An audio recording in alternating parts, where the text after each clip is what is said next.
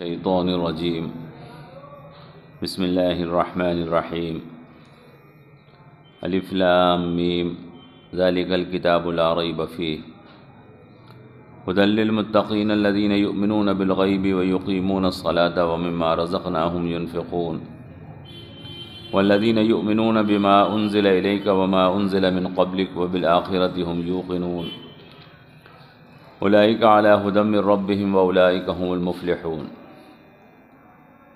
ان الذین کفروا سواء علیہم اانذرتہم ام لم تنذرہم لا یؤمنون ختم اللہ علی قلوبہم وعلی سمعہم وعلی ابصارہم غشاوہ ولہم عذاب عظیم۔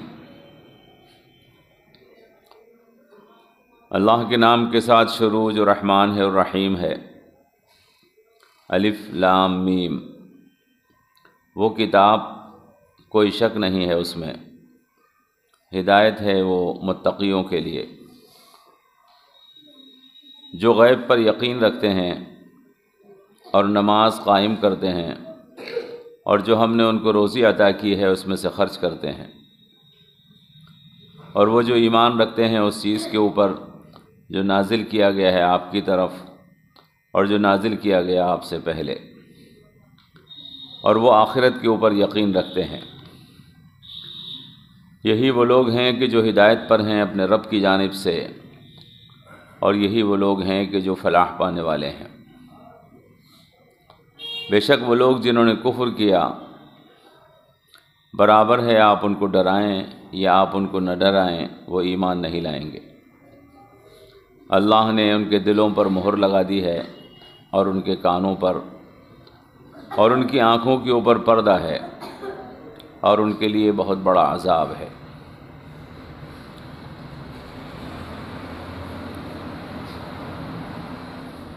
یہاں سے یہ سورہ البقرہ شروع ہو رہی ہے۔ سورہ البقرہ یہ مدینہ منورہ میں نازل ہوئی ہے۔ آپ جانتے ہیں کہ حضور اکرم صلی اللہ تعالی علیہ وسلم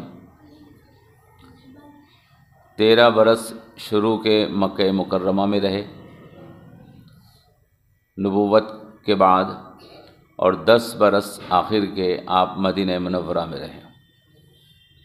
یوں 23 سال حضور کی نبوت کی زندگی ہے۔ حضور اکرم صلی اللہ تعالی علیہ وسلم آپ کی وفات 63 سال کی عمر میں ہوئی ہے۔ 40 سال میں آپ کو نبوت کے منصب پر فائز کیا گیا۔ 13 سال آپ نے مکے میں دین کا کام کیا، اور 10 سال مدینہ منورہ میں۔ تو جو صورتیں مدینہ میں نازل ہوئی ہیں انہیں مدنیہ کہا جاتا ہے، اور جو صورتیں مکے میں نازل ہوئی ہیں انہیں مکیہ کہا جاتا ہے۔ سورہ البقرہ یہ مدینہ میں نازل ہوئی ہے، لہذا یہ سورت مدنیہ ہے۔ البقرہ گائے کو کہتے ہیں۔ قرآن کریم کی دوسری سورت ہے یہ۔ لکھنے کی ترتیب میں پہلے سورہ الفاتحہ ہے اور دوسری سورہ البقرہ ہے۔ البقرہ گائے کو کہتے ہیں، یہ اس سورت کا نام ہے۔ سورتوں کے نام اللہ تبارک و تعالی نے صرف پہچان کے لیے رکھے ہیں قرآن میں۔ یہ سورت کا موضوع نہیں ہوتا، صرف پہچان ہے۔ چونکہ قرآن کریم کے اندر مضامین بہت زیادہ ہیں، تو اتنے زیادہ مضامین کا کوئی ایک نام رکھنا ممکن نہیں تھا، اس لیے سورتوں کے نام صرف پہچان کے لیے رکھ دیے گئے ہیں کہ وہ سورت جس میں گائے کا ذکر آیا ہے۔ یہ مطلب نہیں ہے کہ اس سورت میں صرف گائے کا بیان ہوگا، بلکہ اس میں 10 بیانات ہیں جو اللہ تبارک و تعالی نے بیان فرمائے، لیکن اس میں گائے کا بھی ذکر آیا ہے۔ تو اللہ بہتر جانتا ہے کہ یہ نام رکھنے میں کیا مصلحت ہے، لیکن پہچان کے لیے یہ نام رکھ دیا گیا۔ سورتوں کے شروع میں بسم اللہ الرحمن الرحیم لکھی ہوتی ہے، آپ جانتے ہیں، جیسے کہ علم شریف کے شروع میں بھی ہم نے آپ کو بتایا تھا کہ بسم اللہ ہے، سورہ البقرہ کے شروع میں بھی بسم اللہ الرحمن الرحیم لکھی ہے۔ قرآن کریم میں کل 114 صورتیں ہیں، جس میں 113 صورتوں سے پہلے بسم اللہ الرحمن الرحیم لکھا ہوا ہے۔ صرف ایک سورت، سورۃ التوبہ، اس سے پہلے بسم اللہ لکھا ہوا نہیں ہے۔ ایک جگہ قرآن کریم میں سورت کے اندر بھی بسم اللہ آیا ہے۔ حضرت سلیمان علیہ السلام کے خط کا ذکر ہے جو انہوں نے ملکہ سبا کو لکھا تھا، تو اس خط کے مضمون کو انہوں نے بسم اللہ الرحمن الرحیم سے شروع کیا تھا، تو وہاں پر اللہ تعالیٰ نے وہ مضمون بیان کیا ہے تو وہاں بسم اللہ بھی بیان فرمائی۔ تو یوں قرآن کریم کے اندر 113 مرتبہ بسم اللہ سورت کے شروع میں ہے اور 1 مرتبہ بسم اللہ سورت کے درمیان میں ہے، تو کل 114 مرتبہ قرآن کریم میں بسم اللہ الرحمن الرحیم کی آیت پاک آئی ہے۔ یہاں سورہ بقرہ کے شروع میں بھی آئی ہے، اور میں نے اس کا مطلب آپ کو سورہ الفاتحہ کے بیان میں بتا دیا تھا۔ جب الفاتحہ کا بیان کیا تھا تو آپ کو بتا دیا تھا کہ اللہ کے نام کے ساتھ جو رحمان ہے، جو رحیم ہے، اور حدیث پاک میں اللہ کے رسول نے ارشاد فرمایا کہ ہوا رحمان الدنیا و رحیم الآخرہ۔ اللہ تبارک و تعالی اس دنیا کے اوپر اپنی مہربانیاں فرما رہا ہے بندوں کے اوپر اپنی صفت رحمانیت کے ساتھ، اور اللہ تبارک و تعالی آخرت میں اپنے بندوں پر اپنی مہربانی فرمائے گا صفت رحیمیت کے ساتھ۔ تو یہاں قرآن کریم چونکہ اللہ کی رحمتوں کو دنیا کے اعتبار سے بھی متوجہ کرتا ہے اور آخرت کے اعتبار سے بھی متوجہ کرتا ہے، اس لیے ہر صورت سے پہلے بسم اللہ لائی گئی، جس میں اللہ کے ان دونوں ناموں کا ذکر ہے۔ شروع کرتا ہوں اللہ کے نام سے جو رحمان ہے، جو رحیم ہے۔ اس کے بعد 3 حروف ہیں، الف لام میم۔ یہ 3 حروف ہیں، الف لام میم۔ قرآن کریم کی بعض صورتوں سے پہلے کچھ حروف اس طرح سے آئے ہیں، ان کو حروف مقطعات کہا جاتا ہے۔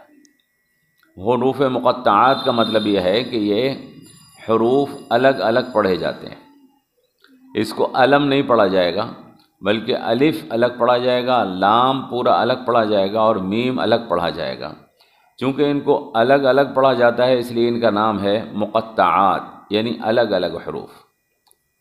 حروف مقطعات کا کوئی مطلب مفسرین یا قرآن کا ترجمہ کرنے والے نہیں کرتے، چونکہ یہ کوئی لفظ نہیں ہے بلکہ یہ الگ الگ حرف ہیں، اور حروف کا کوئی مطلب نہیں کیا جاتا۔ اس کے معنی کو سمجھنے کے لیے مفسرین نے بہت سے اقوال بیان کیے ہیں، وہ تمام اقوال یہاں پر آپ کو میں بیان نہیں کروں گا، اس لیے کہ زیادہ تفصیل بیان کرنے سے آپ کا ذہن منتشر بھی ہو سکتا ہے۔ صرف الف لام میم آپ یہ سمجھیے کہ اللہ تبارک و تعالی نے ان اقوال میں سے ایک قول آپ کے سامنے نقل کر رہا ہوں کہ اللہ تبارک و تعالی نے اپنا کلام شروع کرنے سے پہلے آپ کی توجہات کو یکسو کرنے کے واسطے، اپنی بات شروع کرنے سے پہلے آپ کی توجہات کو یکسو کرنے کے واسطے کچھ حروف مقطعات کو بولا ہے، تاکہ آپ کی توجہ اگر کسی اور طرف ہو تو کلام شروع ہونے سے پہلے آپ اپنی توجہ کلام کی طرف کر لیں۔ الف لام میم ان کو بولا گیا۔ عرب کے اندر ایسا دستور تھا، اور زبانوں میں بھی ایسا دستور ہے۔ ہم جب کسی کو اپنی طرف مخاطب کرتے ہیں، اپنی بات کہنا چاہتے ہیں، تو بات کہنے سے پہلے کوئی ایسا لفظ بولتے ہیں کہ اگر اس کی توجہ ادھر ادھر ہو تو وہ ہماری طرف توجہ ہو جائے۔ جیسے ہم بولتے ہیں کسی سے کوئی بات کہنا ہے سنو، تو سنو جو ہے وہ بات نہیں ہے، بلکہ بات اس کے بعد شروع ہوگی جو ہم سنائیں گے۔ ایسے ہی ہم توجہ کو اپنی طرف مبذول کرنے کے لیے کچھ الفاظ بول دیتے ہیں، ان لفظوں کی جگہ پر یہ حروف مقطعات بولے گئے، الف لام میم۔ ویسے اس کا ایک اور حساب بھی ہے، انشاءاللہ میں آپ کو آگے بتاؤں گا کہ قرآن کریم میں حروف مقطعات قرآن کی حفاظت کے لیے اللہ کے تبارک و تعالیٰ کی طرف سے حروف پر ایک بندش ہے۔ اب اس کی تفصیل انشاءاللہ کبھی بعد میں کسی وقت سمجھاؤں گا، یہ حروف مقطعات اور بھی کئی صورتوں کے شروع میں آئیں گے۔ تو الف لام میم، اس کا مطلب آپ یہ سمجھیے کہ بس اللہ یہ چاہتا ہے ان الفاظ کے ذریعے سے، ان حروف کے ذریعے سے، کہ آپ اپنی توجہ کو مکمل طور پر قرآن کی طرف رکھیں، چونکہ قرآن اللہ کا کلام ہے، قرآن اللہ کا کلام ہے، اور اللہ کا کلام بھی ایسا ہی ہے، انہی صفات کا حامل ہے جیسے اللہ کا کلام بھی انہی صفات کا حامل ہے۔ یہ اللہ کا کلام ہے، اللہ کی صفت ہے۔ اللہ کی کیا صفت ہے؟ اللہ کی یہ صفت ہے کہ اللہ تبارک و تعالیٰ کی طرف کوئی اگر متوجہ ہوتا ہے تو اللہ اس کی طرف متوجہ ہوتا ہے، اور اگر کوئی اللہ سے اپنی توجہ ہٹاتا ہے تو خدا تبارک و تعالیٰ اس کی طرف توجہ نہیں فرماتا۔ جیسا کہ حدیث پاک میں آیا، جناب رسول اکرم صلی اللہ تعالیٰ علیہ وسلم نے ارشاد فرمایا کہ اگر کوئی بندہ اللہ کی طرف ایک بالشت بڑھتا ہے تو اللہ اس کی طرف ایک ہاتھ بڑھتا ہے، اگر کوئی ایک ہاتھ بڑھتا ہے تو اللہ اس کی طرف ایک باع بڑھتا ہے، اور اگر کوئی ایک باع بڑھتا ہے، کوئی اللہ کی طرف چل کر آتا ہے، خدا تبارک و تعالیٰ اس کی طرف دوڑ کر آتا ہے۔ تو اللہ اس کی طرف متوجہ ہوتا ہے جو اللہ کی طرف متوجہ ہو، اور جو اللہ کی طرف متوجہ نہیں ہوتا، خدا تبارک و تعالیٰ کو ضرورت نہیں پڑی ہے کہ اللہ اس کی طرف اپنی توجہ فرمائے۔ خدا کی مہربانیوں کا نزول اسی کی طرف ہوتا ہے جو خدا کی طرف رجوع کرتا ہے، اور جو خدا سے بھاگتا ہے خدا تبارک و تعالیٰ اسے چھوڑ دیتا ہے بھٹکنے کے لیے۔ تو قرآن کریم چونکہ اللہ کا کلام ہے، اور اس کی بھی یہ خاصیت ہے کہ جو قرآن کی طرف متوجہ ہوتا ہے قرآن اس کی سمجھ میں آتا ہے، اور قرآن سے جو توجہ ہٹاتا ہے قرآن اس کے دماغ سے نکل جاتا ہے، قرآن اس کے دماغ سے نکل جاتا ہے۔ اس لیے میری درخواست یہ ہوگی آپ حضرات سے کہ اللہ کے کلام کی طرف اپنی توجہات کو بالکل یکسو رکھیں تاکہ بات ہماری سمجھ میں آ جائے۔ تو اللہ نے فرمایا الف لام میم، ذالک الکتاب لا ریب فیہ، وہ کتاب جس کے اندر کوئی شک نہیں ہے، وہ کتاب جس کے اندر کوئی شک نہیں ہے۔ اب یہاں ایک سوال پیدا ہوتا ہے، اور آپ کے ذہن میں بھی پیدا ہونا چاہیے۔ قرآن ہمارے سامنے رکھا ہے، اور یہ کہا جا رہا ہے کہ وہ کتاب، حالانکہ ہونا چاہیے تھا یہ کتاب۔ قرآن جب سامنے ہے تو یہاں پر لفظ جو بولا جاتا وہ یہ بولا جاتا کہ یہ کتاب جس میں کوئی شک نہیں ہے، لیکن یہ نہیں کہا گیا ہے، بلکہ یوں کہا گیا ذالک الکتاب، وہ کتاب جس میں کوئی شک نہیں ہے۔ قرآن کریم وہ کتاب جس میں کوئی شک نہیں ہے۔ اس کو وہ اس لیے کہا گیا ہے کہ قرآن کریم اللہ کی وہ کتاب ہے جس کی بشارت ہر پیغمبر نے دنیا کو دے رکھی تھی۔ دنیا میں جتنے بھی پیغمبر آئے، جس طرح سے انہوں نے دنیا والوں کو یہ بتایا کہ ایک آخری پیغمبر جناب محمد رسول اللہ تشریف لائیں گے، اسی طرح سے انہوں نے یہ بھی بتایا کہ ایک آخری کتاب قرآن کریم دنیا پر نازل کی جائے گی جو اللہ کا مکمل قانون ہوگی۔ تو چونکہ اس کتاب کو لوگ پہلے سے جانتے تھے، پہلی امتوں کو اس کی خبر دے دی گئی تھی، اس لیے کہا گیا کہ وہ کتاب جس کی تمہیں خبر دے دی گئی ہے یہ وہی ہے جس میں کوئی شک نہیں ہے۔ ذالک الکتاب لا ریب فیہ، قرآن کریم ابھی شروع ہو رہا ہے، اور اس میں سب سے پہلے یہ دعویٰ کر دیا گیا کہ یہ وہ کتاب ہے جس کے اندر کوئی شک نہیں ہے۔ آدمی جو بات کرتا ہے، جو بات کہتا ہے، مصنف عالم کوئی بات لکھتا ہے، بولتا ہے، اس کو اپنی بات میں شک رہتا ہے، اس کو اپنی بات میں شک رہتا ہے کہ میری یہ بات پوری ہوگی کہ نہیں ہوگی۔ قرآن کریم کے اندر بشارتیں بھی ہیں، خوشخبریاں بھی ہیں، قوموں کی تاریخ بھی ہے، قرآن کریم کے اندر وعدے بھی ہیں، وعیدیں بھی ہیں، لیکن اللہ تبارک و تعالیٰ نے ان تمام خبروں کو جو اس میں بیان کیے ہیں، ان تمام وعدوں کو جو اس کے اندر بیان فرمائے ہیں، وہ تمام وعیدیں جو اس کے اندر دی گئی ہیں، اور وہ تمام بشارتیں جو اس میں بیان کی گئی ہیں، سب کے لیے فرما دیا کہ اس میں کسی میں کوئی شک نہیں ہے۔ اور عجیب حیرت کی بات ہے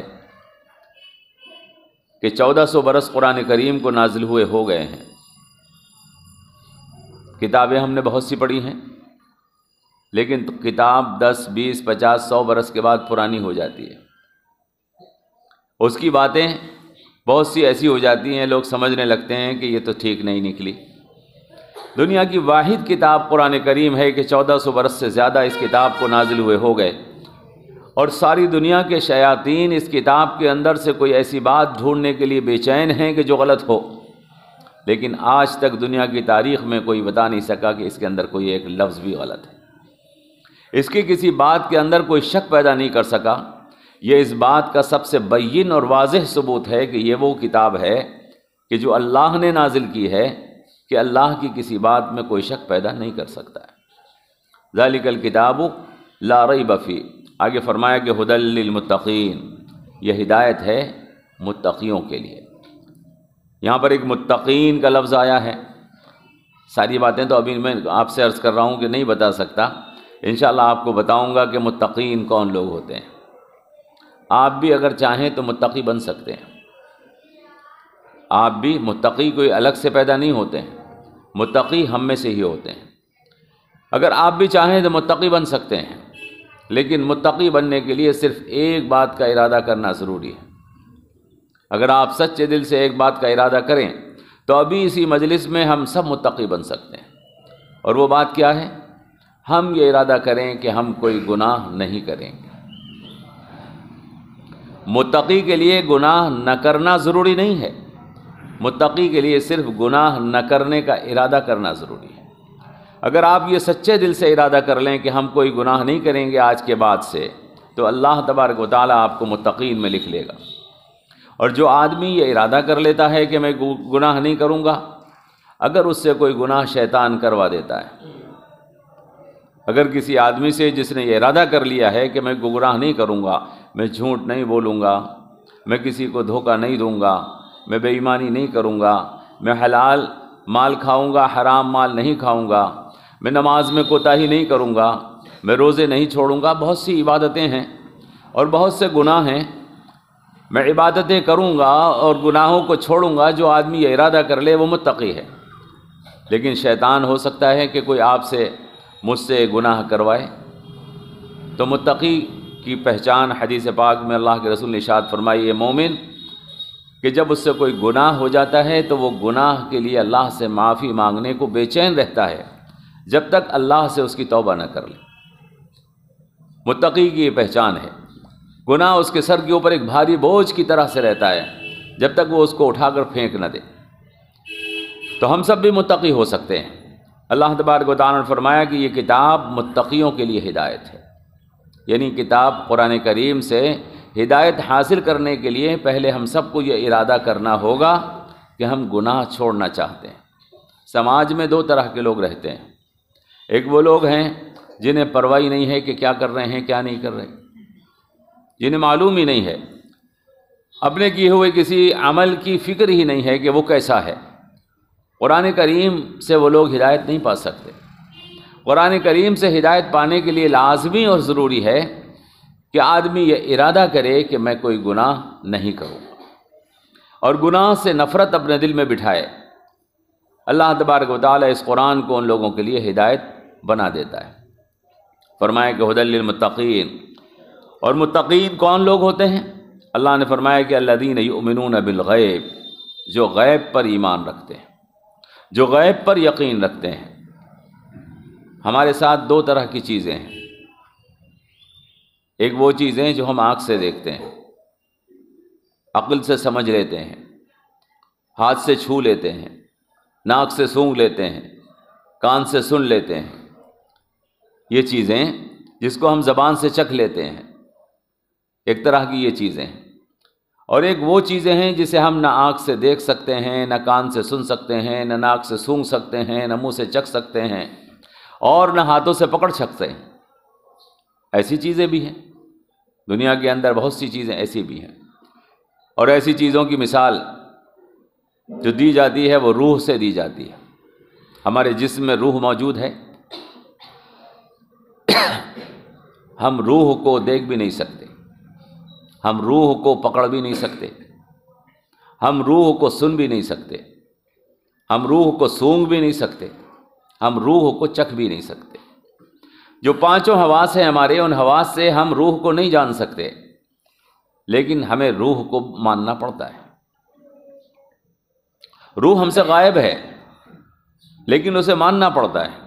اور اگر آدمی کوئی روح نہ مانے اور کہے کہ نہیں میں تو اسی چیز کو مانوں گا کہ جو مجھے حواس خمسہ سے محسوس ہو جائے، تو اس آدمی کو ہم دیوانہ کہہ سکتے ہیں کہ یہ آدمی دیوانہ ہے، اس لیے کہ ساری چیزیں انسان حواس خمسہ سے محسوس نہیں کر سکتا ہے۔ تو قرآن کریم ان لوگوں کے لیے ہدایت نہیں ہے کہ جو ہر چیز کو ان 5 حصوں سے سمجھنے کی کوشش کریں جو اللہ نے ان کو عطا کی ہیں، بلکہ قرآن کریم ان لوگوں کے لیے ہدایت ہے جو بن دیکھی چیزوں کے اوپر بھی یقین کر سکتے ہوں، جو بن دیکھی چیزوں کے اوپر یقین کرنے کا خاصہ اپنے اندر رکھتے ہوں، صفت اپنے اندر رکھتے ہوں۔ قرآن کریم ان لوگوں کے لیے ہدایت ملے گی۔ اور جو آدمی یوں کہنے لگے کہ مجھے اللہ کو دکھاؤ، مجھے جنت کو دکھاؤ، مجھے فرشتوں کو دکھاؤ، قرآن کریم سے ان کو کچھ ملنے والا نہیں، اس لیے کہ قرآن کریم شروع یہاں سے ہوتا ہے کہ وہ تمہیں کچھ ایسی باتیں اور ایسی چیزیں ماننی پڑیں گی، کچھ ایسی ذاتیں ماننی پڑیں گی کہ جو تمہیں نظر نہیں آئیں گی، جو تمہیں سنائی نہیں دیں گی، جو تمہیں سونگھنے کی طاقت سے نہیں محسوس ہوں گی، تمہیں چکھنے اور پکڑنے کے ذریعے سے معلوم نہیں ہو پائیں گی، لیکن تمہیں انہیں ماننا پڑے گا۔ اور ان میں سے سب سے پہلی چیز اللہ کی ذات ہے، سب سے پہلی چیز اللہ کی ذات ہے۔ اللہ تمہیں دکھتا بھی نہیں، اللہ تمہیں خوشبو بھی نہیں تم اس کی سن سکتے، نہ آواز اس کی سن سکتے ہو، نہ اس کو پکڑ سکتے ہو، نہ اسے چکھ سکتے ہو، لیکن تمہیں ماننا پڑے گا کہ اللہ موجود ہے۔ اگر مانو گے تو قرآن سے ہدایت ملے گی، اور اگر نہیں مانو گے تو قرآن سے کچھ نصیب ہونے والا نہیں۔ تو فرمایا کہ قرآن ان لوگوں کے لیے ہدایت ہے، قرآن ان لوگوں کے لیے ہدایت ہے جو بن دیکھی چیزوں پر یقین رکھنے کی صفت اپنے اندر رکھتے ہوں اور تیار ہوں اس بات پر کہ میں بن دیکھی چیزوں کو مانوں گا۔ اور جو آدمی کہے کہ نہیں میں دیکھی ہوئی چیز کو مانوں گا، جو حواس سے خمسہ سے مجھے محسوس ہو جائے اسی کو مانوں گا، اسے قرآن سے کچھ ملنے والا نہیں۔ الذین یؤمنون بالغیب، تو ایمان بالغیب قرآن کریم سب سے پہلی صفت قرار دیتا ہے متقین کی۔ آدمی گناہ سے رک ہی نہیں سکتا جب تک وہ غیب کے اوپر ایمان نہ رکھتا ہو، جب تک وہ اللہ کو نہ مانتا ہو، جب تک وہ اللہ کے رسولوں کو نہ مانتا ہو، جب تک وہ مرنے کے بعد کی زندگی کو نہ مانتا ہو، وہ آدمی قرآن سے کچھ نہیں پا سکتا ہے۔ تو سب سے پہلی شرط بتائی اللہ نے کہ قرآن کریم ہدایت کن لوگوں کے لیے ہے؟ ان لوگوں کے لیے کہ جو گناہ سے نفرت کرتے ہوں، گناہ سے بچنا چاہتے ہو، اور غیب پر یقین رکھتے ہوں، غیب پر یقین رکھتے ہوں۔ اور تیسری چیز بتائی کہ یقیمون الصلاۃ، جو نماز کو قائم کرتے ہو۔ دیکھیے تقویٰ میں نے آپ سے عرض کیا وہ بھی دل کا عمل ہے، تقویٰ دل کا عمل ہے۔ آدمی دل سے طے کر لیتا ہے کہ مجھے گناہ نہیں کرنا، آدمی دل سے طے کر لیتا ہے کہ مجھے ہر گندگی سے بچنا ہے، تو متقی بن جاتا ہے۔ اور ایمان بالغیب یہ بھی دل کا عمل ہے۔ آدمی یقین دل میں کر لیتا ہے کہ مجھے بن دیکھی چیزوں کو ماننا ہے، یہ بھی دل کا عمل ہے۔ اور دل ایک ایسی چیز ہے جو خود کسی کو نظر نہیں آتی، اس کا عمل کسی کو نظر نہیں آتا، لہذا تقویٰ کسی کو نظر نہیں آئے گا، ایمان کسی کو نظر نہیں آئے گا، لیکن ہوتا ہے موجود دل کے اندر، لیکن نظر کسی کو نہیں آتا ہے۔ اب اللہ تبارک و تعالیٰ فرما رہے ہیں وَيُقِيمُونَ الصَّلَاةَ، قرآن کریم ان لوگوں کے لیے ہدایت ہے کہ جو نماز کو قائم کرتے ہوں، جو نماز کو قائم کرتے ہوں۔ نماز ایک ایسا عمل ہے کہ جو دکھے گا، جو نظر آئے گا، اور نماز ایک ایسا عمل ہے جو بار بار کرنا ہوگا۔ نماز ایسا عمل ہے کہ جو پہلا عمل ہے ایمان کے بعد، جو انسانوں کو کرنا ہوگا۔ یقیمون الصلاۃ، صرف یہ کہہ دینے سے کہ میں اللہ کو مانتا ہوں، صرف یہ کہہ دینے سے کہ میں گناہ سے نفرت کرتا ہوں، آدمی ہدایت نہیں پا جاتا ہے جب تک وہ اللہ تبارک و تعالیٰ کی اطاعت اور فرمانبرداری کے لیے اپنے آپ کو تیار نہ کر لے۔ اور اللہ کی اطاعت اور فرمانبرداری کرتا ہے کہ نہیں کرتا، یہ کہتے ہی معلوم ہو جاتا ہے جب ایک آدمی نے کلمہ پڑھا لا الہ الا اللہ محمد الرسول اللہ، اور مؤذن نے آواز لگائی مسجد سے حی علی الصلاۃ، اور وہ مسجد چلا گیا، تو اس کا مطلب یہ ہے کہ وہ اللہ کی اطاعت کرنے کو تیار ہے۔ اور مؤذن نے آواز لگائی حی علی الصلاۃ اور وہ مسجد نہیں گیا، اس کا مطلب یہ ہے کہ وہ اللہ کی اطاعت کرنے کو تیار نہیں ہے، اور وہ اپنے دعوے میں کہ میں اللہ پر ایمان لے آیا، میں غیب پر ایمان لے آیا، وہ جھوٹا ہے۔ اسی لیے جناب رسول اکرم صلی اللہ تعالی علیہ وسلم نے ارشاد فرمایا کہ من ترک الصلاۃ متعمدا فقد کفر۔ اس لیے میں آپ سے کہہ رہا ہوں، ایک آدمی نے یہ کہا کہ میں ایمان لے آیا اور میں غیب کو مانتا ہوں، میں اللہ کو مانتا ہوں، میں آخرت کو مانتا ہوں، میں مرنے کے بعد کی زندگی کو مانتا ہوں، اور مؤذن نے آواز لگائی حی علی الصلاۃ اور وہ مسجد نہیں آیا، تو وہ اپنے کہنے میں سراسر جھوٹا ہے۔ اس لیے کہ وہ دونوں چیزیں تو پوشیدہ تھی، کسی کو نظر نہیں آ رہی، اور جو چیز نظر آ رہی تھی پہلی چیز وہ نماز کی آواز تھی جو مؤذن نے لگائی تھی۔ مؤذن کی جو آواز ہوتی ہے وہ مؤذن کی آواز نہیں ہوتی بلکہ وہ اللہ کی آواز ہوتی ہے، جو وہ بندوں کو لگاتا ہے۔ یہ مسجد اللہ کا گھر کہلاتا ہے، مسجد مؤذن کا گھر نہیں ہوتا، مسجد اللہ کا گھر ہوتا ہے، اور وہ اللہ کی آواز لگاتا ہے کہ آؤ خدا کے گھر میں، یہاں کامیابی ہے۔ اور جو آدمی نہیں آ رہا ہے اس کا مطلب یہ ہے کہ وہ انکار کر رہا ہے کہ مؤذن جھوٹا ہے، نعوذ باللہ، اور وہ مسجد میں نہیں آ رہا ہے۔ تو میں نے آپ سے عرض کیا کہ تقویٰ بھی دل کے اندر پوشیدہ ہوتا ہے، کسی کو نظر نہیں آتا، اور ایمان بھی دل کے اندر پوشیدہ ہوتا ہے، کسی کو نظر نہیں آتا، ایمان بالغیب۔ پہلی چیز جو نظر آتی ہے وہ نماز ہے، کہ آدمی خدا کا حکم ماننے کو تیار ہے کہ نہیں، اور بار بار آواز اسی لیے لگائی جاتی ہے، کبھی سو رہا ہے تو آواز لگا دی چلے آؤ، کبھی کام میں مصروف ہے تو آواز لگا دی چلے آؤ، کبھی شام کی تھکاوٹ سوار ہے تو آواز لگا دی کہ چلے آؤ، کبھی نیند آ رہی ہے تو آواز لگا دی چلے آؤ، اور وہ چلا آیا۔ اس کا مطلب یہ کہ اپنے دعوے میں سچا ہے، اور نہیں آیا اس کا مطلب یہ کہ اپنے دعوے میں جھوٹا ہے۔ اسی لیے حضور نے ارشاد فرمایا کہ جس نے جان بوجھ کر نماز چھوڑ دی اس نے کفر کیا، من ترک الصلاۃ متعمدا فقد کفر۔ تو ایمان سب سے پہلی چیز، گناہ سے نفرت، پھر دوسری چیز ایمان، اور تیسری چیز قرآن سے ہدایت پانے کے لیے نماز کا قائم کرنا ہے۔ الذین یقیمون الصلاۃ، اور بات صلاۃ تک ہی ختم نہیں ہو جاتی، بات نماز پر پوری نہیں ہو جاتی، بلکہ فرمایا کہ وَمِمَّا رَزَقْنَاهُمْ يُنْفِقُونَ، جو ہم نے ان کو روزی عطا کی ہے وہ اس میں سے خرچ کرتے ہیں۔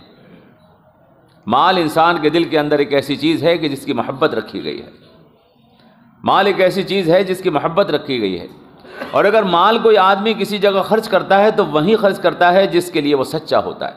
قرآن کریم کے اندر منافقین کی یہ صفت بیان کی گئی ہے سورہ المنافقون کے اندر، کہ وہ جناب رسول اکرم صلی اللہ تعالی علیہ وسلم جب اپیل کیا کرتے تھے دین کے لیے لوگوں سے کہ ہمیں پیسہ دو، تو منافقین روکا کرتے تھے کہ انہیں پیسہ مت دو۔ یہ منافقوں کی پہچان بتائی گئی ہے کہ وہ اللہ کے لیے اپنا مال خرچ نہیں کرتے۔ تو اللہ نے فرمایا وَمِمَّا رَزَقْنَاهُمْ يُنْفِقُونَ، یہ چوتھی چیز ہے کہ جو روزی ہم نے انہیں عطا کی ہے۔ اللہ کے الفاظ کے اوپر آپ غور کریں، یہ روزی جو ہمارے پاس ہے یہ ہمارے بس کی بات نہیں ہے کہ ہم حاصل کر لیتے، یہ اللہ نے عطا کی ہے، اللہ نے عطا کی ہے، ورنہ کوئی نہیں چاہتا کہ میں غریب رہوں، حالانکہ لوگ غریب ہوتے ہیں۔ معلوم یہ ہوا کہ چاہت سے مال نہیں ملتا بلکہ عطا سے ملتا ہے۔ اللہ فرما رہا ہے وَمِمَّا رَزَقْنَاهُمْ يُنْفِقُونَ، جو ہم نے ان کو مال عطا کیا ہے، روزی عطا کی ہے، اس میں سے وہ خرچ کرتے ہیں اللہ کے لیے۔ اور پانچویں چیز بتائی وَالَّذِينَ يُؤْمِنُونَ بِمَا أُنزِلَ إِلَيْكَ وَمَا أُنزِلَ مِن قَبْلِكَ، وہ لوگ کہ جو یقین رکھتے ہیں اس چیز پر جو آپ کے اوپر نازل کی گئی۔ اور حضور اکرم صلی اللہ علیہ وسلم پر کیا چیز نازل کی گئی ہے؟ قرآن کریم۔ آدمی کو قرآن کے اوپر بھی یقین رکھنا ہوگا۔ ایک آدمی وہ ہے جو یوں کہتا ہے کہ مجھے زندگی گزارنے کے لیے اللہ تبارک و تعالیٰ کی طرف سے کسی ہدایت نامے کی کوئی ضرورت نہیں ہے، اسے قرآن سے کیا ہدایت ملے گی؟ جو آدمی یہ مانتا ہے کہ مجھے اپنی کامیاب زندگی بسر کرنے کے لیے اللہ کی ہدایات کی ضرورت ہے، وہی آدمی قرآن سے ہدایت پا سکتا ہے۔ لہذا فرمایا کہ جو قرآن پر یقین رکھتے ہیں، جو اللہ کے اس ہدایت نامے کے مطابق اپنی زندگی بسر کرنے کے لیے تیار ہوں، قرآن کریم ان کے لیے ہدایت ہے۔ اور فرمایا کہ وما انزل من قبلک، اللہ کا یہ دین جو اللہ تبارک و تعالی نے جناب محمد رسول اللہ پر نازل فرمایا، اللہ کا یہ دین بڑے کشادہ دل کا دین ہے۔ اللہ کے رسول یوں نہیں کہتے کہ صرف میرے اوپر ایمان لاؤ، بلکہ فرماتے ہیں کہ مجھ سے پہلے جتنے بھی اللہ کے رسول ہیں سب پر ایمان لاؤ، مجھ سے پہلے جتنی بھی کتابیں نازل کی گئی ہیں سب کو پر ایمان لاؤ، سب اللہ کی کتابیں ہیں، سب اللہ کے رسول ہیں، میں کسی کے ساتھ تعصب نہیں برتتا۔ جہاں دل کے اندر تعصب پیدا ہو جاتا ہے وہاں ایمان نہیں ہوتا، اور جہاں تعصب ایمان دل میں پیدا ہو جاتا ہے وہاں سے تعصب ختم ہو جاتا ہے۔ تو اللہ نے فرمایا کہ والذین یؤمنون بما انزل الیک وما انزل من قبلک، وہ لوگ کہ جو ایمان لائے ہیں اس پر جو آپ کے اوپر نازل کیا گیا ہے محمد صلی اللہ علیہ وسلم یعنی قرآن کریم، اور ایمان لائے ہیں اس پر جو آپ سے پہلے نازل کیا گیا ہے یعنی توریت، انجیل اور زبور، وبالآخرۃ ھم یوقنون، اور چھٹی چیز بتائی اور وہ آخرت پر یقین رکھتے ہو۔ آخرت کس چیز کا نام ہے آپ جانتے ہیں۔ ہم اس دنیا کی زندگی کے اندر آئے ہیں، یہ دنیا کی زندگی آخری زندگی نہیں ہے بلکہ یہ بیچ کی زندگی ہے۔ ایک زندگی وہ تھی جو ہم نے ماں کے پیٹ میں گزاری تھی، ایک زندگی وہ ہے جو ہم دنیا کے پیٹ میں گزار رہے ہیں، اور ایک زندگی وہ ہے جو ہم یہاں سے نکل کر آخرت کی زندگی بسر کریں گے۔ یہ درمیانی زندگی ہے۔ ماں کے پیٹ کی زندگی ہمارے جسم کی تیاری کے لیے تھی، اور دنیا کی زندگی ہماری زندگی اور عمل کی تیاری کے لیے ہے، اور آخرت کی زندگی ہمارے اعمال کے نتائج ملنے کے لیے ہے۔ یہ تین زندگیاں ہیں جو انسانوں کی اللہ تبارک و تعالی نے رکھی ہیں، اور جو آدمی آخرت کی زندگی کے اوپر یقین نہ رکھے وہ قرآن سے کچھ نہیں پا سکتا ہے۔ تو یہ 6 چیزیں ہو گئیں۔ اللہ نے فرمایا کہ قرآن کریم ہدایت ہے متقیوں کے لیے، اور ان لوگوں کے لیے کہ جو ایمان لائے ہیں غیب پر، ان لوگوں کے لیے جو نماز قائم کرتے ہیں، ان لوگوں کے لیے جو مال ہم نے ان کو عطا کیا ہے اس میں سے خرچ کرتے ہیں، اور جو ایمان رکھتے ہیں اور یقین رکھتے ہیں اس پر جو آپ کے اوپر نازل کیا گیا یعنی قرآن کریم، اور جو ایمان رکھتے ہیں اس چیز پر جو آپ سے پہلوں پر نازل کیا گیا تھا یعنی توریت، زبور، انجیل وغیرہ، اور آخرت پر یقین رکھتے ہیں۔ یہ 6 باتیں جس کے اندر پیدا ہو جائیں، فرمایا اولئک علی ھدی من ربہم، یہی وہ لوگ ہیں جو اپنے رب کی جانب سے ہدایت پر ہیں، یہی وہ لوگ ہیں جو اپنے رب کی جانب سے ہدایت پر ہیں۔ ہدایت ان 6 باتوں کو حاصل کیے بغیر نہیں مل سکتی ہے، ان 6 باتوں کے اندر ہی ہدایت پوشیدہ ہے، اور فرمایا کہ یہی وہ لوگ ہیں کہ جو کامیاب ہیں، وَأُولَئِكَ هُمُ الْمُفْلِحُونَ۔ اور میں نے آپ سے عرض کیا کہ قرآن کریم ہم سے وعدہ کرتا ہے کہ اگر آپ قرآن کریم کے مطابق اپنی زندگی بسر کریں گے تو اللہ تبارک و تعالیٰ آپ کو دنیا کی زندگی کے اندر بھی کامیابی عطا فرمائے گا اور آخرت میں بھی کامیابی عطا فرمائے گا۔ ایسا نہیں ہے کہ اللہ نے صرف ہم سے یہ وعدہ کیا ہو کہ قرآن پر عمل کرو گے تو آخرت میں کامیاب ہو جاؤ گے، ایسا نہیں ہے، بلکہ اللہ کا یہ وعدہ ہے کہ قرآن پر عمل کرو گے تو اس دنیا میں بھی کامیاب رہو گے اور آخرت میں بھی کامیاب رہو۔ فلاح اسی چیز کا نام ہے۔ ایسی کسی کامیابی کا قرآن کی طرف سے وعدہ نہیں ہے کہ دنیا میں تو ہم ذلیل ہوں اور آخرت میں عزیز ہو جائیں۔ اللہ نے وعدہ کیا ہے آخرت کی عزت کا اور دنیا کی عزت کا بھی۔ قرآن کریم میں اللہ نے فرمایا کہ عزت تو بس اللہ کے لیے ہے، یا عزت اللہ کے رسول کے لیے ہے، یا عزت ان لوگوں کے لیے ہے جو اس کتاب پر ایمان رکھتے ہو، اور کسی کے لیے عزت نہیں ہے۔ اوروں کی عزت تو عارضی ہے، اوروں کی عزت تو وقتی ہے، چند روزہ ہے، 2 دن کے بادشاہ ہیں، پھر اس کے بعد ذلت اور خواری ہے اور عذاب ہے۔ کامیابی ہمیشہ ہمیش کی جو ملنے والی ہے، فرمایا کہ یہی وہ لوگ ہیں جو اپنے اندر ان صفات کو رکھتے ہیں۔ اللہ تبارک و تعالیٰ نے مومن کون ہیں، ہدایت یافتہ کون ہیں، ان سب کا پورا ایک نچوڑ یہاں پر بیان فرما دیا، اور پھر اس کے بعد ایک اور عجیب بات بیان فرمائی، فرمائے ان الذین کفروا سواء علیہم اانذرتہم ام لم تنذرہم لا یؤمنون، جن کے دلوں کے اندر انکار کی بیماری پیدا ہو چکی ہے، جن لوگوں نے یہ طے کر لیا ہے میں تو مانوں گا نہیں، ان کو آپ چاہے ڈرائیں یا آپ ان کو نہ ڈرائیں وہ ایمان نہیں لائیں گے۔ جس نے یہ طے کر لیا ہے کہ میں بات نہیں مانوں گا، آپ اس کے سامنے کچھ بھی پیش کر دیں وہ کبھی ایمان نہیں لائیں گے۔ جناب رسول اکرم صلی اللہ تعالیٰ علیہ وسلم ابو جہل کے پاس کتنی مرتبہ گئے اور جا کر اس کو سمجھایا، لیکن اس کے دل میں ایک تکبر بیٹھا ہوا تھا، وہ یہ کہتا تھا کہ بڑا میں ہوں، مالدار میں ہوں، سردار میں ہوں۔ یہ میں جو اس کے دل کے اندر بیٹھی تھی اس نے اس کو ایمان قبول نہیں کرنے دیا۔ اس نے طے کر لیا تھا کہ چھوٹے کی نہیں مانوں گا، اس نے طے کر لیا تھا کہ غریب کی نہیں مانوں گا، اس نے طے کر لیا تھا جو سردار نہیں ہے اس کی نہیں مانوں گا، لہذا اس کی قسمت میں ہدایت نہیں، وہ کافر کا کافر مر گیا۔ تو اللہ نے فرمایا کہ جس نے یہ طے کر لیا ہے کہ میں نہیں مانوں گا، ان الذین کفروا سواء علیہم انذرتہم، برابر ہے ان کے لیے چاہے آپ ان کو ڈرائیں یا آپ ان کو ڈرائیں، وہ ایمان نہیں لائیں گے۔ ختم اللہ علی قلوبہم، اللہ نے مہر لگا دی ہے ان کے دلوں پر، وعلی سمعہم، اور ان کے کانوں پر، وعلی ابصارہم غشاوہ، اور ان کی آنکھوں پر ایک پردہ پڑا ہوا ہے، نہ انہیں سمجھ میں آتی ہے کوئی بات، نہ انہیں نظر آتی ہے کوئی چیز، اور نہ انہیں سنائی دیتی ہے کوئی بات۔ فرمایا وَلَهُمْ عَذَابٌ عَظِيمٌ، ان کے لیے بہت بڑا عذاب ہے، ان کے لیے بہت بڑا عذاب ہے۔ اور میں نے آپ سے بار بار کہا، اور اپنے دل میں یہ بات بٹھائے رکھیے کہ قرآن اگر یہ کہتا ہے کہ تمہیں فلاح ملے گی اگر قرآن پر ایمان لاؤ گے، تو اس فلاح سے دنیا کی فلاح بھی مراد ہے اور آخرت کی بھی۔ اور جب قرآن یہ کہتا ہے کہ اگر قرآن کا انکار کرو گے تو عذاب میں مبتلا ہو جاؤ گے، تو اس عذاب سے دنیا کا عذاب بھی ہے اور آخرت کا عذاب بھی۔ ایسا نہیں ہے کہ اللہ تبارک و تعالیٰ دنیا میں ذلیل و خوار نہ کرے اور آخرت میں جہنم میں ڈال دے، نہیں، جو قرآن کا انکار کرے گا، جو قرآن کو چھوڑے گا، وہ دنیا میں بھی ذلیل ہوگا۔ ایک لمبی ہسٹری ہے، اگر میں دنیا کی آپ کے سامنے بیان کروں گا اور آپ کو سمجھاؤں گا تو یہ بات اچھی طرح سے سمجھ میں آ جائے گی۔ یہ 4 دن کی چاندنی پھر اندھیری رات، جو بڑے بڑے منصبوں پر بیٹھے ہوئے لوگ ہیں، جو قرآن کے منکر ہیں، وہ بالآخر ذلیل ہوتے ہیں، وہ بالآخر رسوا ہو جاتے ہیں۔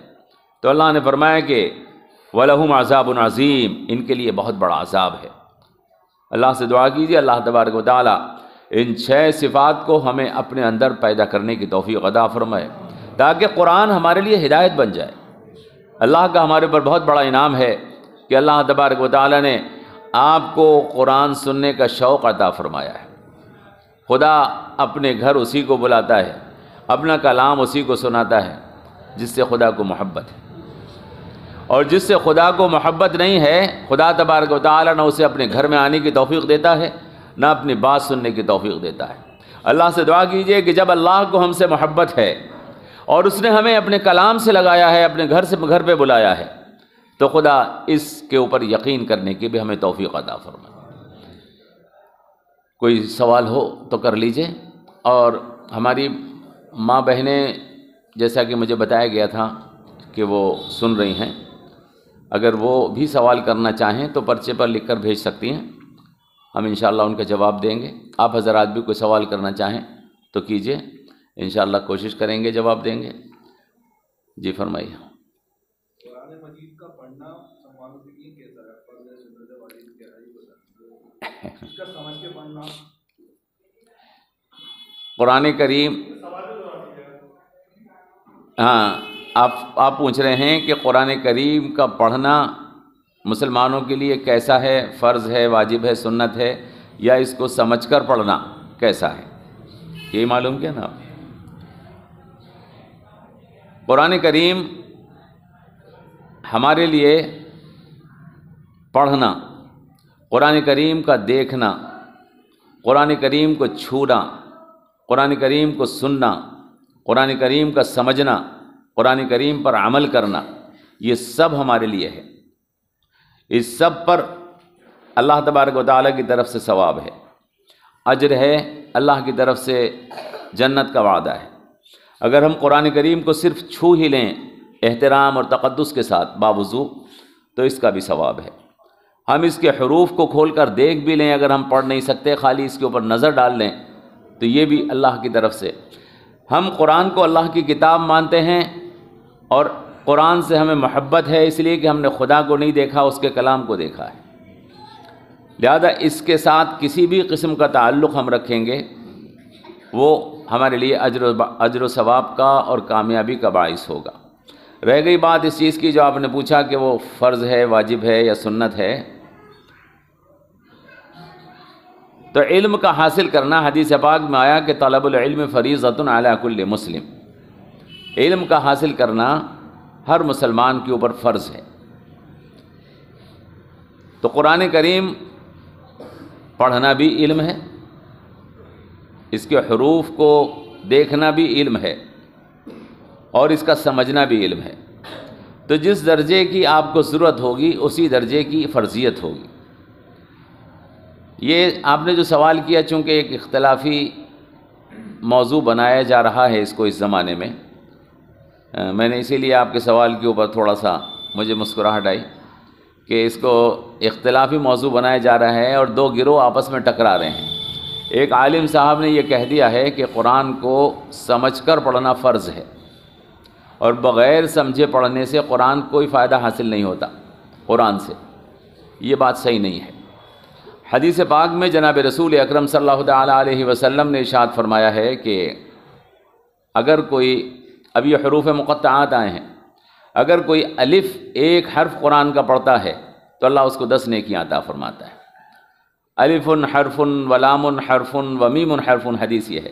الف بھی ایک حرف ہے، لام بھی ایک حرف ہے، میم بھی ایک حرف ہے، اور ان 3 حرفوں پر اللہ 30 نیکیاں عطا فرماتا ہے۔ اور میں نے ابھی آپ سے عرض کیا کہ اس کے کوئی معنی اور مطلب تو بیان نہیں کیے جاتے۔ معلوم یہ ہوا کہ قرآن کا بغیر سمجھے پڑھنا بھی ثواب ہے اور اجر کا باعث ہے۔ ہاں یہ الگ بات ہے کہ قرآن کو ہم سمجھ کر پڑھیں گے تو اس کا اجر و ثواب بہت زیادہ ہے۔ حدیث پاک میں جناب رسول اکرم صلی اللہ تعالیٰ علیہ وسلم کی حدیث ہے، مجھے یہ یاد نہیں اس وقت، لیکن میں نے پڑھی ہے کہ قرآن کریم کی، میں کتاب کا حوالہ نہیں دے سکتا میں، لیکن میں نے ایک جگہ حدیث پڑھی ہے یہ کہ قرآن کریم کی ایک آیت پر غور و فکر کرنا، اس کو سمجھنا، اللہ تبارک و تعالیٰ 60 برس کی عبادت کا اجر و ثواب عطا فرماتا ہے۔ تو جب یہ بات ہے تو قرآن کریم کا سمجھنا بہت بڑی عبادت ہے، اس کو پڑھنا بھی عبادت ہے۔ جیسی آپ کی ضرورت ہے اس کے اعتبار سے اس کو حاصل کرنا آپ پر ضروری ہے۔ بس جی فرمائیے۔ علماء اکرام نے بہت سی تفصیلی کتابیں لکھی قرآن مجید کی، اپنے طور سے معتبر علماء نے، اس میں سے ایک عام انسان سے اردو پڑھنا جانتا کوئی یا ہندی کوئی بھی عام استعمال کرتا ہے تو اس میں وہ پڑھ سکتا ہے اور اپنے قلعے میں۔ دیکھیے میری رائے یہ ہے کہ قرآن کریم کو وہ لوگ جو عربی نہیں جانتے اور جو حضور اکرم صلی اللہ تعالیٰ علیہ وسلم کی احادیث سے ناواقف ہیں، کسی عالم کی نگرانی میں پڑھیں۔ میری اپنی رائے یہ ہے کہ آزادانہ نہ پڑھیں بلکہ کسی عالم کی نگرانی میں اس کو ترجمے کے ساتھ پڑھیں۔ اب جن عالم صاحب کی نگرانی میں پڑھ رہے ہیں ان سے معلوم کر لیں کہ کون سا وہ بہتر طریقے سے ہمیں سمجھا سکتے ہیں۔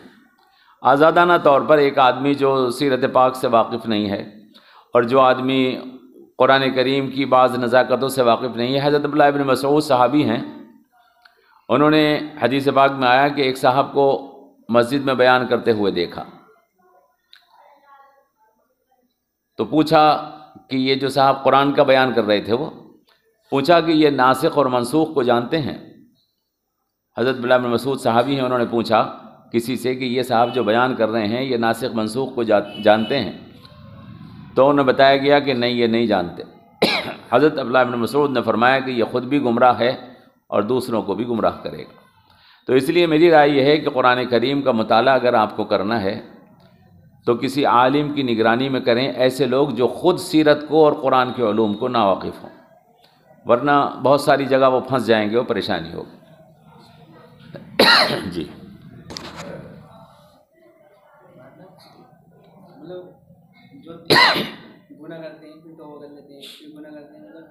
جان بوجھ کر نہیں کرتا ہے مومن گناہ، گناہ کرتے ہیں مت کہیے، یوں کہیے کہ جن سے گناہ ہو جاتا ہے۔ ہاں، گناہ کرنا تو بہت بڑا پاپ ہے، یوں کہیے جن سے گناہ ہو جاتا ہے وہ توبہ کر لیتے ہیں۔ اگر آپ 100 مرتبہ بھی گناہ کر دیں گے اللہ معاف فرمائے گا، اگر دھوکے سے ہو گیا ہے، اور جان بوجھ کر اگر کیا ہے خدا نخواستہ، آپ کا ارادہ ہے، آپ کو پتہ ہے، حدیث پاک میں آیا، اللہ کے رسول نے ارشاد فرمایا الزانی حین یزنی فہو لیس بمومن، زناکار جب زنا کرتا ہے تو وہ مومن نہیں ہوتا۔ اور فرمایا اللہ کے رسول نے کہ السارق حین یسرق فہو لیس بمومن، چور جب چوری کرتا ہے تو وہ مومن نہیں ہوتا۔ معلوم ہوا کہ آدمی ایمان کی حالت میں گناہ نہیں کرتا، اس کے دل سے ایمان ہٹ جاتا ہے جب گناہ کرتا ہے، ورنہ گناہ کیسے کرے گا اگر آدمی کو پتہ ہے خدا مجھے دیکھ رہا ہے۔ اگر ایک کوتوال دیکھ رہا ہو تو آدمی چوری کر لے گا، اور جس کا خدا کے اوپر یقین ہے کہ وہ مجھے دیکھ رہا ہے وہ کیسے گناہ کر لے گا؟ تو اس لیے آپ یہ کہیے کہ شیطان گناہ کروا دیتا ہے، اور شیطان 100 مرتبہ بھی اگر گناہ کروائے گا تو اللہ معاف فرمائے گا، لیکن فوراً توبہ کر لیجیے اور پکا ارادہ کیجیے۔ توبہ نام ہے 3 چیزوں کا، میں کبھی گناہ نہیں کروں گا، ایک تو یہ ارادہ، جو گناہ ہوا ہے یہ غلطی ہو گئی پروردگار، اور جو گناہ ہوا ہے اس کو معاف فرما دیجیے اللہ۔ یہ 3 باتیں اگر آپ نے طے کر لی ہیں تو انشاءاللہ گناہ معاف ہو جائے گا۔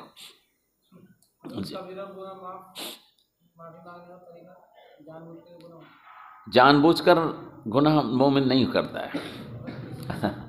اگر کسی نے جان بوجھ کر گناہ کیا ہے تو اسے میرے خیال میں تو تجدید ایمان کرنا چاہیے، کہ اللہ تعالیٰ کے اوپر اپنے معافی مانگے، توبہ کرے، پروردگار مجھ سے غلطی ہو گئی ہے، شیطان نے مجھے گمراہ کر دیا تھا۔ بس یہی ہے طریقہ۔ میں نے آپ کو بتایا کہ توبہ کے اجزاء 3 ہیں، گناہ سے توبہ کی جاتی ہے، اس کے اجزاء 3 ہیں۔ ایک تو یہ شرمندگی کہ پروردگار جو مجھ سے گناہ ہوا ہے اس کے اوپر میں بہت شرمندہ ہوں، نادم ہوں۔ دوسرے یہ عزم اور ارادہ کہ آئندہ میں اس گناہ کو نہیں کروں گا، اور تیسرے یہ استغفار کہ پروردگار جو ہوا اسے معاف فرما دیجیے۔ یہ 3 چیزیں اگر پائی جا رہی ہیں تو توبہ اللہ تعالیٰ قبول فرمائے گا انشاءاللہ۔ جی بس اور کوئی سوال کیجیے۔ اچھا، اللہم صلی علی محمد وعلی آل محمد کما صلیت علی ابراہیم وعلی آل ابراہیم انک حمید مجید، اللہم بارک علی محمد وعلی آل محمد کما بارکت علی ابراہیم وعلی آل ابراہیم انک حمید مجید، سبحان ربک رب العزة عما یصفون وسلام علی المرسلین والحمد للہ رب العالمین۔